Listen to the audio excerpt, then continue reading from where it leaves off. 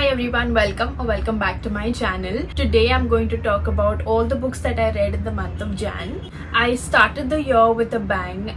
The first month was so good. I read 8 books last month and I could have read 9 books also. I had started the second book in the Magnolia Parks universe, which is Daisy Hates, and I just got busy towards the end and I couldn't finish it, so I will put that in the next month's wrap up video. Let's talk about the 8 books that I read last month. I only read one romance novel, so I'm going to start with that first. The book that I read was Things We Never Got Over by Lucy Score. This is part of a series. The name of the series is Knock 'Em Out. Knock 'Em Out is a town that this series is named after, and all 3 books take place in this town itself. This book is about Naomi and Knox. Naomi has a twin sister who's living in this town where Knox also lives. Tina is hated by everyone. She is a troublemaker. She does illegal stuff and is obnoxious to everybody. They're identical twins. She calls Naomi to town and robs all of her stuff and runs away to live Naomi's life. Now Naomi is stuck in this town because she didn't know that Tina had an 11 to 12-year-old kid that she just leaves in a motel and runs away. So then Naomi has to take care of this kid, which is why she can't just leave. And then that's where she meets Knox, this obnoxious guy that I've read about in this book. Honestly, I don't mean to offend anyone who loves this book, but I just didn't like it at all. I had such high expectations from this book. Most of the people that I follow love this book, so I wanted to give it a try. But unfortunately, I was a little disappointed because I felt like the characters were so immature in this. I didn't connect with any characters enough to continue with the book, but I wanted to complete it regardless, because what if the second and the third book are better, than this one. What turned me off in the start is the behavior of the guy. It is a grumpy into sunshine kind of book, but the guy was more than grumpy, he was obnoxious. There is a scene in the start where he comes out on his porch with the dog. If you read this, you will know that just disgusted me.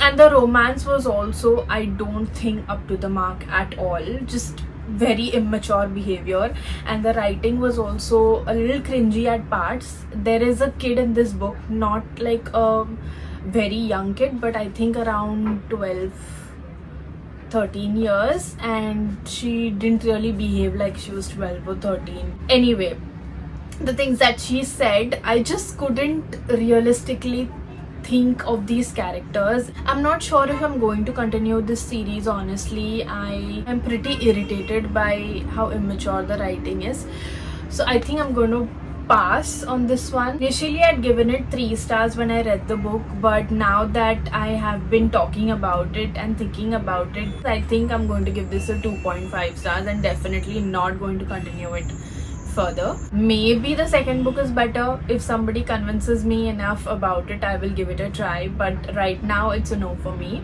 Next, I will move on to thriller and mystery books. I read a lot of thriller and mystery books because I was in the mood for that, and I saw myself just picking that up, and I didn't want to force myself to read romance books when I was not in the mood, because then that puts me in a slump. So the next book that I'm going to talk about is The Housemaid by Freida McFadden. Again, this is a very well hyped book. While I was reading this was very, very similar to another mystery thriller that I read earlier and I loved. I don't want to name that book because then it will be a massive spoiler in this one, and then you won't enjoy it as much if you have not read it yet.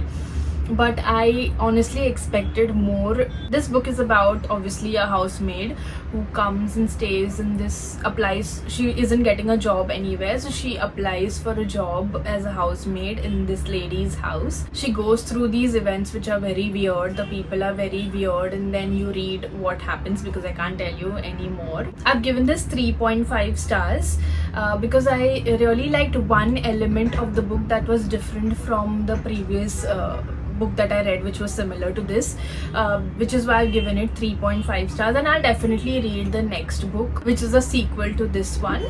Freida McFadden is one of my top thriller authors. So I will definitely give the second book a chance. This is definitely worth a read. You should give it a try for sure. The next book that I want to talk about is Yellow Face by R.F. Kuang. Again, this is also a very famous book right now. Everyone's reading it, and I honestly expected more from this. I'll tell you what this is about. This book is basically about plagiarism. It is from a villain's point of view as to how a person justifies their bad habits or their bad decisions. This girl sees that her friend, or in her head she is not her friend, she's always jealous of her, but they are friends, they hang out together, both of them are authors, and the girl who unfortunately dies is the famous author that everybody loves.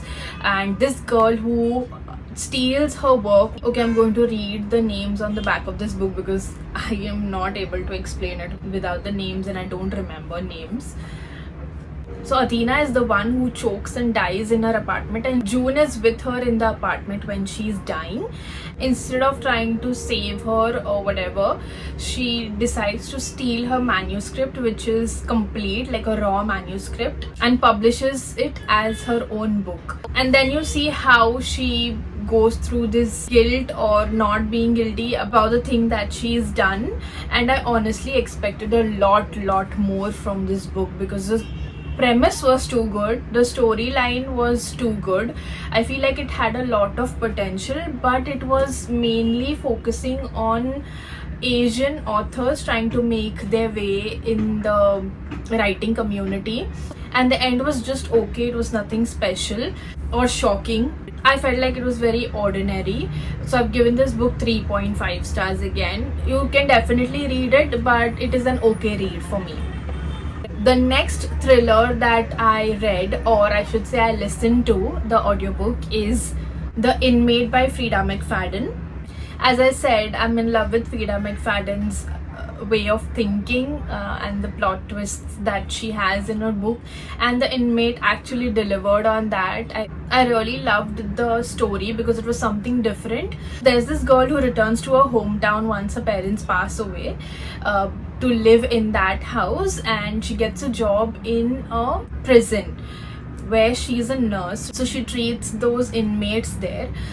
But the catch is her ex-boyfriend also is in prison there, and she's the one who put him there. So we see how she communicates with this guy and where the story takes us after that.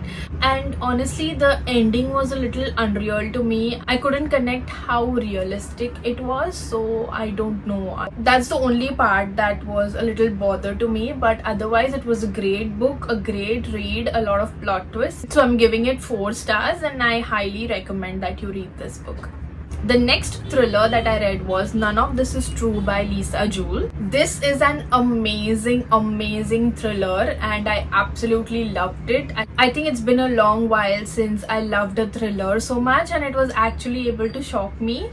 This book is about 2 birthday twins. So they meet in a restaurant. They're not siblings or anything. They're just born on the same day during the same time in the same hospital. So that's the topic that they connect on. Then they start talking, and something is just weird about one of those 2 females, and she's just weird in her behavior, in the way she talks. She reaches out to this other birthday twin, and this one has a podcast. She tells her that I'm about to change my life and I want you to document that on your podcast. And obviously this is very intriguing. She can't just let go of this opportunity to find out what is going to happen with her that she wants to document, publicly. So she agrees to it, and then the story starts unfolding and you see a lot of things happen. And this is one thriller that I thought was really realistic, and I could connect the ending. It was just nothing extremely out of the blue, but it was a really good thriller. I've given it 5 stars. That's all for thrillers. Now I'm going to move on to my absolute favorite genre, which is fantasy romance books. First fantasy book that I read, and I pledged to read this year, I wanted to finish this series off and start this author's books because she has too many, is A Court of Thorns and Roses by Sarah J Maas. Now this, I have spoken a lot about what this book is about, so if you want to skip a little you can. This is about a girl named Feyre who is providing for a family, so she goes out for a hunt. It is like Hunger Games start, you know, where Katniss goes to hunt animals and provide for a family. That's the same what Feyre does. And in this world, the Fays are staying separate from the humans, and the humans are not supposed to cross that territory and go into their territory. That is like the top rule over there that everybody follows. But I think Feyre comes across this animal, this creature in the woods, and she kills it. And just obviously because it's a massive wolf, she thinks that she can provide her family for many days with that, so she does it. And then I think then she realizes that this is a magical creature and she may have done something wrong, but anyway she goes ahead with it and then gets that back to the family. And later she finds out that she is in trouble. So the story is about that, how she navigates her life in the Fae world. I really loved the storyline. I love the concept, the potential it has to become a great series. I see that. I've read the first book and it was an okay book. It was not something amazing, and I've heard that a lot, that the first book is just okay, you have to continue with the series to learn more. So I felt like it was a great story, and it is very fast paced, it is high intensity fairy stories the way I like them. It keeps you on your toes all the time, and you learn a lot about the world in this one. The world building is amazing. Yeah, the end was really good. Yes, definitely recommend this. And I obviously continued with the book. I read A Court of Mist and Fury as well because I wanted to know what happens next in the story, and I loved this one. It was amazing. It had all of the things that I look for in a fantasy book. There was romance, the adventure, high stakes, so everything was really good in this one. I felt like I missed out on a lot of stuff because there was too much packed in one book. I had to go and then watch a YouTube video to understand some of the things that I may have missed out or didn't make connections to. But I really loved this one, definitely, and I will continue this series. I obviously can't tell you what happens in this one because it is a series and that might spoil stuff, definitely, so please don't expect it out of me. But I really loved this one, and I do recommend that you read the second book and don't give up on the first one itself. I've given this book 4.5 stars, and this month I'm going to finish reading the third book, that's for sure. Now the final book that I read in the month of Jan, and I've kept the best for the last because this was my top favorite book from last month and it has made it to my favorite book of the month, and this is Circe by Madeline Miller.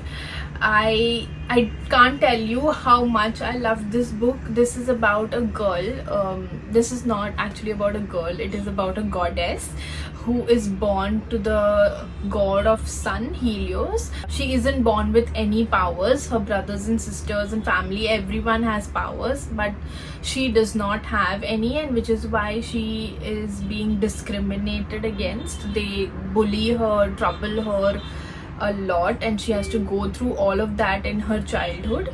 This book is based on Greek mythology. Later she finds out that she's a witch, she can do witchcraft, and she does this magic and gets banished to another land by her father because of the magic that she does. And then you see how she grew, how she goes through life, and it is just an amazing book. The journey of a woman, you can say. I think everyone should read this. I've given this 5 stars, there's no doubt about it.